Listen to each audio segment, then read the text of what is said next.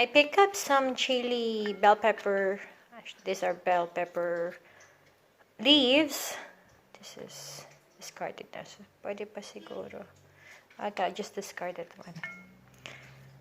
Magta-try ako ng isang recipe na subukan ko tong i-deep fry. Gawa ko ng butter niya. Subukan ko siyang i-deep fry. I want to see it will become crunchy and pwede mo siyang i-mix anything fried. Fried chicken, yung fish fillet mo. So, I think it will be good. I will show you the development of this inventong recipe.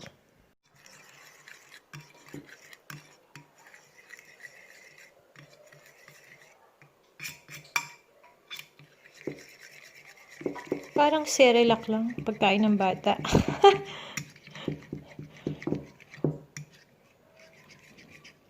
Konti pa. So, ito po ay flour, salt and pepper, and paprika.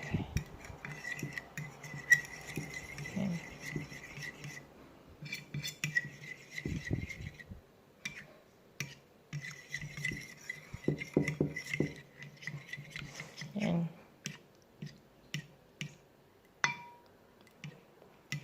Okay, medyo watery siya. Lagyan ko ng konti.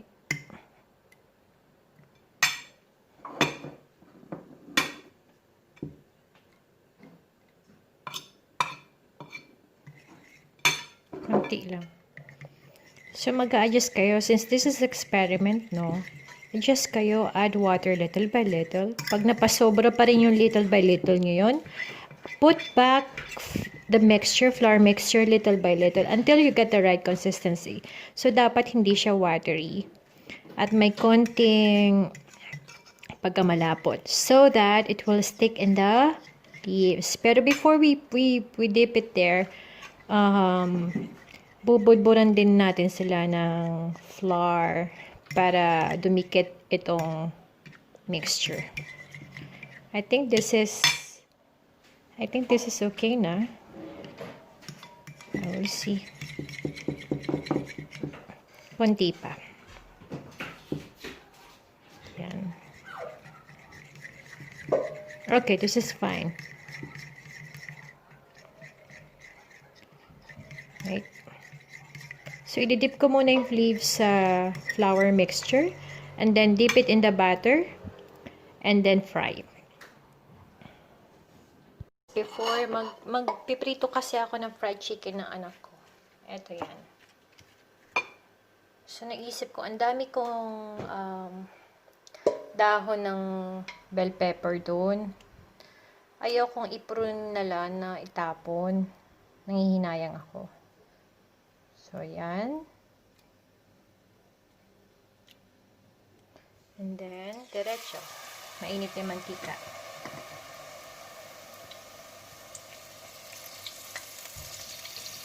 Ay, medyo nagsiseparate yung ano niya. Let's try one more time. This is malaki-laki. Wow! Pwede na pambalot na lumpiang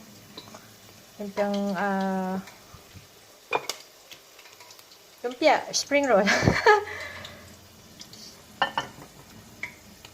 So, actually, since edible naman to, you might want to try also na if you want to go vegan, no? Itong gawin yung spring roll wrapper nyo. Yay! Ganda-ganda!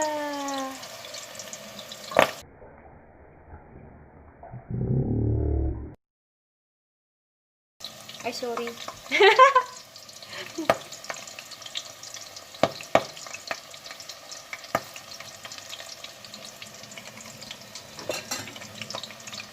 Okay.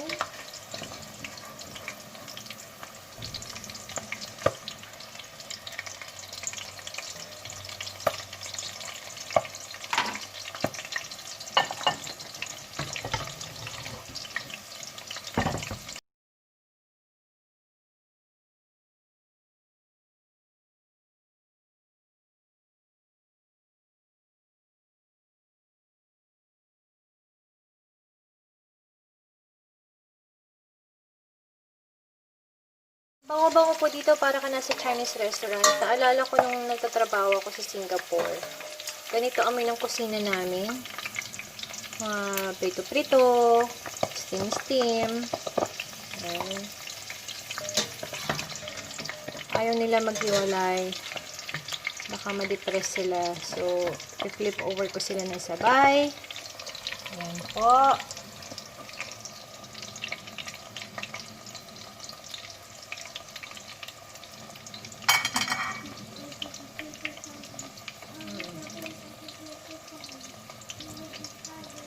Naisip ko po kasi yung may nakainan ako ng isang dahon na prinito lang siya. Ano to sa Serenity ba to? Serenity. Meron silang nilalagay doon na dahon na prinito nila. So I'm postponing the trimming or the pruning of my green pepper plant kasi sabi ko I need to see where can I use this leaves kasi sayang.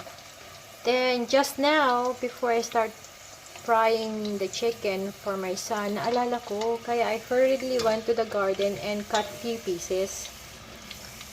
Yan, so this is a sample recipe only. If it will be good, I will trim more or cut more leaves and I will do this. Sayang eh. Yan. So as you can see, medyo may separation drama sila dyan. But overall, so far, it's good. Yan. No? So, frying could basically take 2 minutes. Siguro, dagdagan mo ng coating para mas dumikit yung batter mo. Dumikit naman, pero during the frying stage, nag-separate sila. Iba kasi siguro yung texture nito versus sa nitong plant, ay nitong leaves, versus sa ginagamit dun sa Serenity. Diba? But, okay. Let's do the taste test.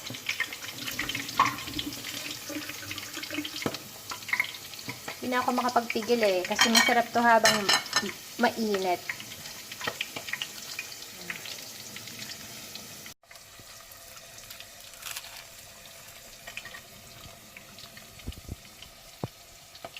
Ang sarap!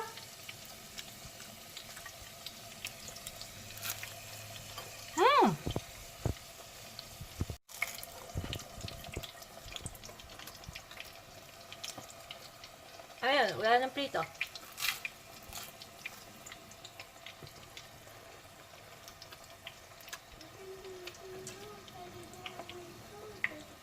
Kasi nga,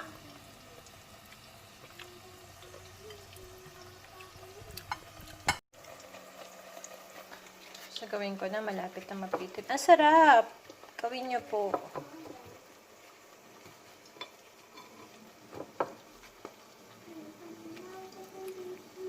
Ayan, naging malapot na siya. Why? Because sa pagpe-press mong ganyan, nagkakaroon ng air sa mixture.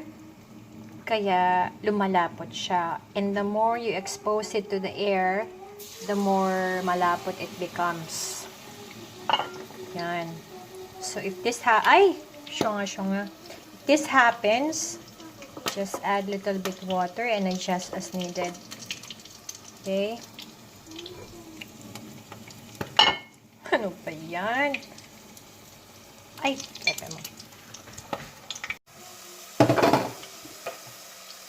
Ayan po, so I made 2, 3, 4, 5, 7 leaves.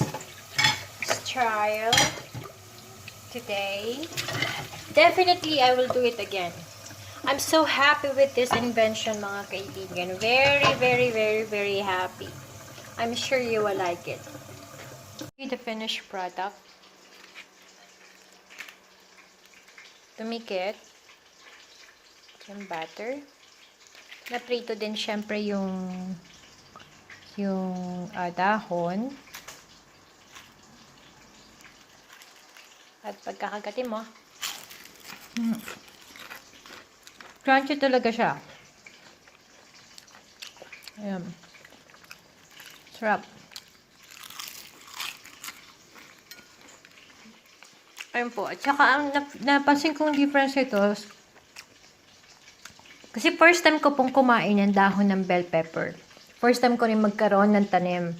At first time din ako naka-harvest ng ganito kalalaking dahon ng sili dahil family of sili pa rin sila.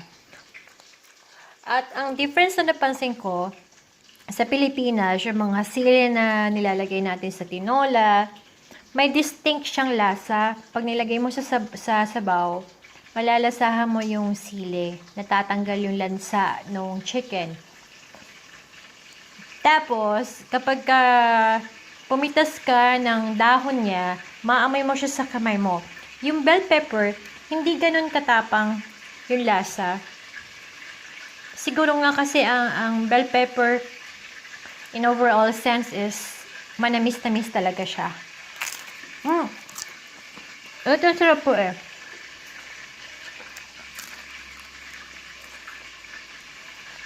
Ayan. Yung mga may tanim po dyan ng bell pepper, pwede nyo pong gawin to. Huwag nyo po tatapon yung dahon. Sayang. I'm very happy to share to you on the spot one of the inventions that I made. Nakakasaya dahil nakagawa ka ng isang bagay na kapaki-pakinabang. Enjoy po!